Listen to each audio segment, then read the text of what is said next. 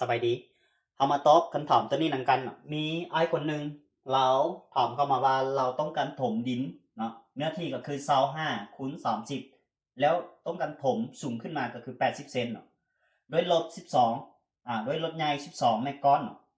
แล้วเราต้องการอยากรู้ว่าต้องได้ถมจากคันหรือว่าจะลบฉะนั้นเขาอยากรู้เนาะวิธีไล่เขามาไล่แบบนี้อันนี้อาจารย์จะสมมุติเป็นเนื้อที่ดินของเขาเนาะตอนดินของเขาประมาณแบบนี้เนาะเนื้อที่ตัวนี้25นี่25เมตรแล้วกว้างนี่ก็คือ30เมตรเนาะแล้วต้องการถมสูงขึ้นมาจากนี่สูงขึ้นมาบนนี้เนาะสูงอันนี้ต้องการถมสูงขึ้นมาโอเคนะสูงขึ้นมานี่หรือว่าเลิกนี่บอลเลิกลงไปนี่80ซันติ80 เซนหรือว่า80ซันติทีนี้เฮาอยากรู้ว่าเฮาต้องได้ถมจันโลกหรือว่าจักคันเนาะเฮาก่อนอื่นมาไล่ปริมาณก่อนปริมาณของดินของเฮาตอนทั้งหมดนี้ว่าเท่าไหร่ก่อนวิธีไล่ปริมาณก็คือเอาลวงยาวคูณให้ลวงกว้างแล้วก็คูณให้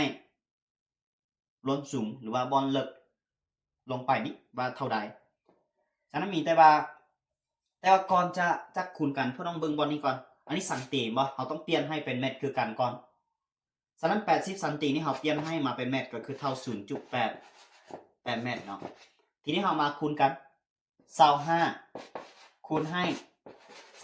30คูณให้ 0.8 เนาะทีนี้อันนี้ก็เมตรฉะนั้นเวลาคูณกันจะออกเป็นเมตรก้อนเนาะเมตรก้อนก็คือเอาอยู่80 83 24มาคูณ25ก็เอาอยู่พอดี600เนาะ600เมตรก้อนแล้วทีนี้เขาอยากรู้ว่าเขาต้องถมด้วยรถจักรคันหรือว่าจันรถมีแต่ว่าเขาเอา600นี่นะ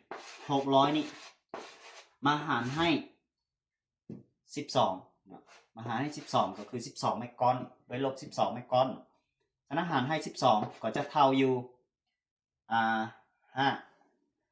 2 5พอดี50เอาอยู่50ฉะนั้นหมายความว่าถ้าเราต้องการถมดินเนาะ25คูณ30เลิกเข้าไป80เซนด้วยลบ12เมตรก้อนเราต้องถมทั้งหมดอยู่ทั้งหมดอยู่50ลบหรือว่า50ครั้งฉะนั้นมีแต่ว่า50ครั้งอันนี้เพื่อ